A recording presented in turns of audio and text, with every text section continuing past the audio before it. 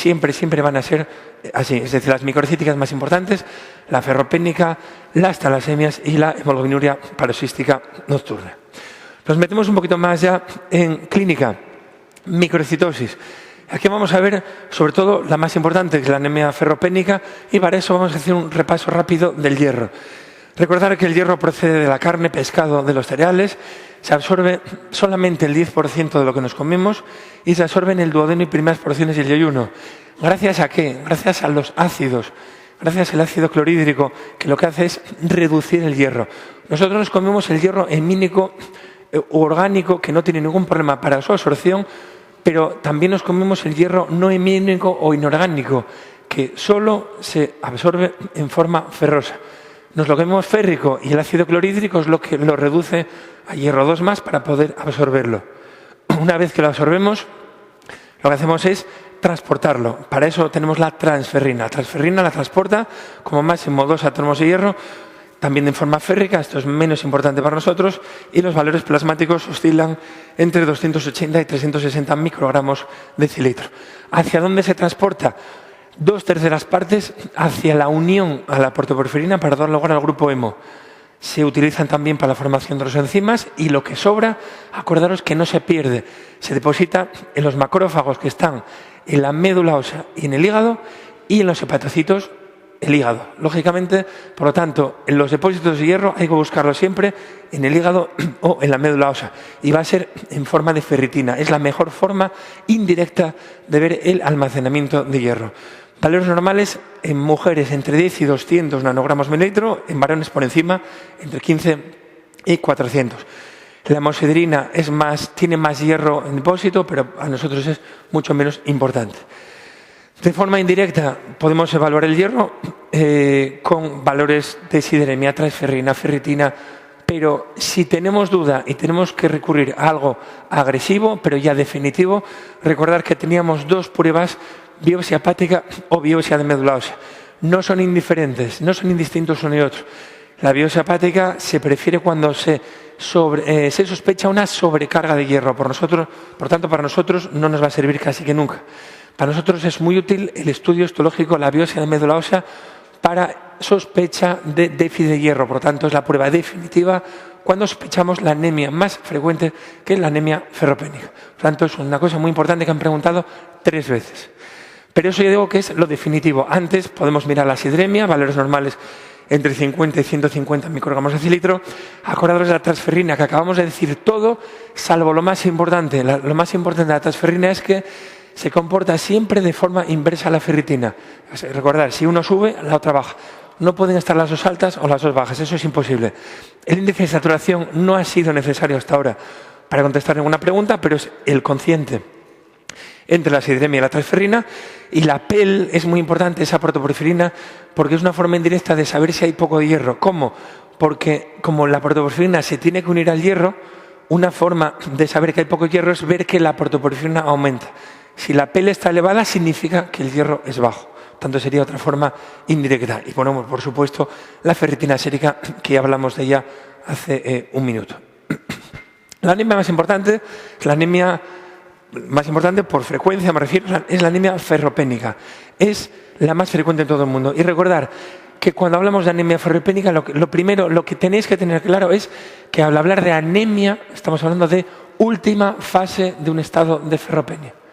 Primero hay ferropenia, pero el paciente no tiene clínica. Si mantenemos esa ferropenia durante tiempo, el paciente acaba teniendo una anemia, un descenso de hemoglobina, una anemia microcítica con descenso del volumen corpuscular medio. Causas muchísimas, las más frecuentes, la pérdida de hierro.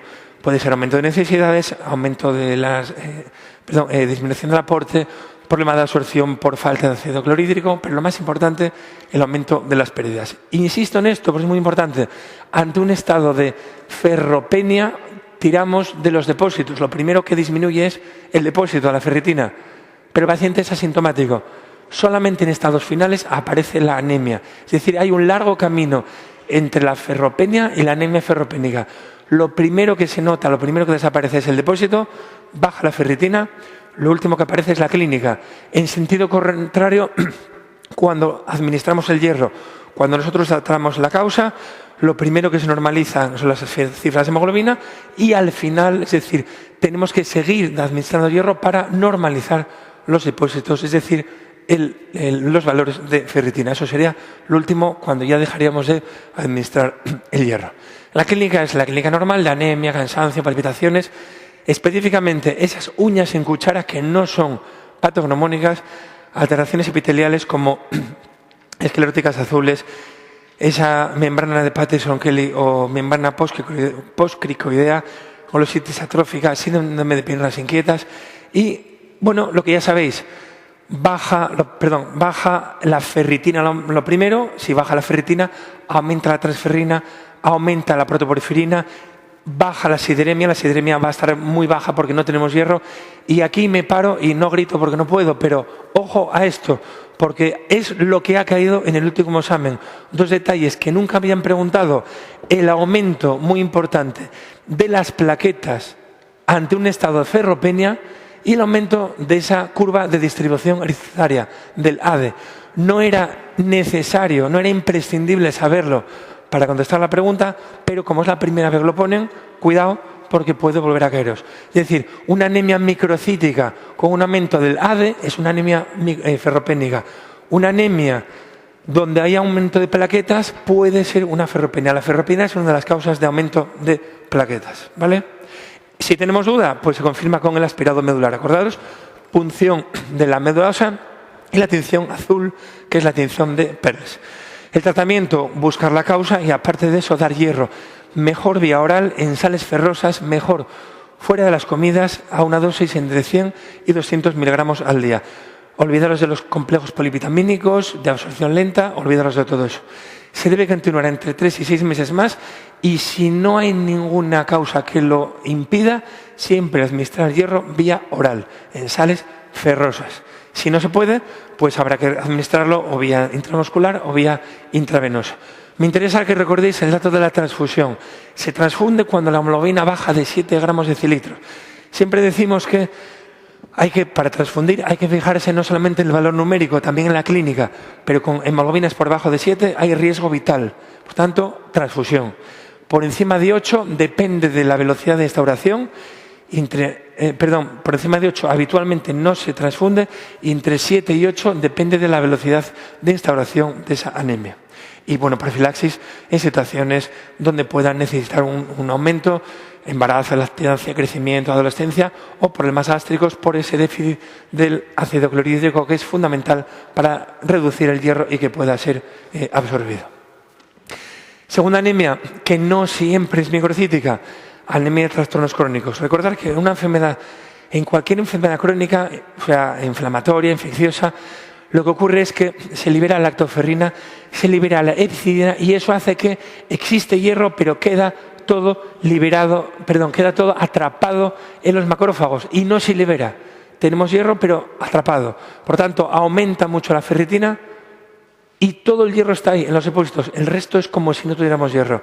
Por tanto, ojo con esto porque nos han aburrido con estas preguntas. Les encanta intentar confundirnos la anemia ferropénica con la anemia de trastornos crónicos. El inicio es el mismo, sideremia baja en las dos, pero la ferritina está alta en esta y muy baja, lógicamente, en la anemia ferropénica. Con eso tenéis contestada la pregunta.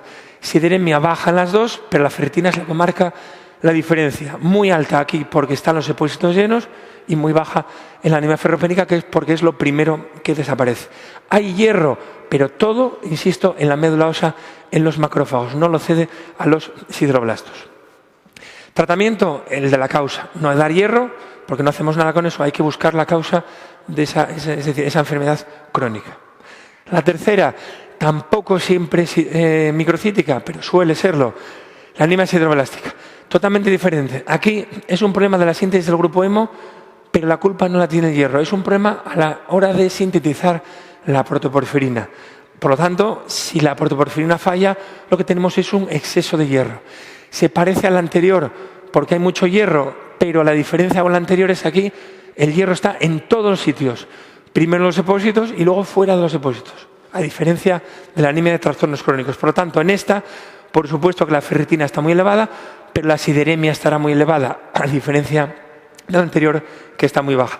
Y aquí un problema muy importante es recordar el problema básico de la enfermedad, que como sobra hierro se deposita en cualquier sitio y eso da lugar a una hemosiderosis secundaria que hay que no olvidar, hay que tratar. Muchas veces da lugar, es la causa de muerte de los pacientes, la sobrecarga de férrica en distintos órganos. Esas anemias sideroblásticas no suelen aparecer aisladas, pueden aparecer de forma congénita con nombres propios que los obviamos y de forma adquirida mucho más frecuente secundarias a la intoxicación por plomo, alcoholismo y fármacos como la isoniazida y el cloranfenicol.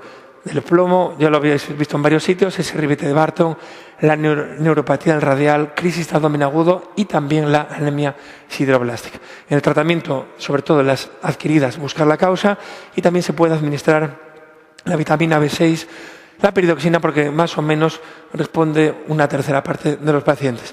Pero aparte de todo esto, insisto, cuando os pongo una pregunta de hematología, muchas veces buscar el inicio del problema. ¿El problema cuál es?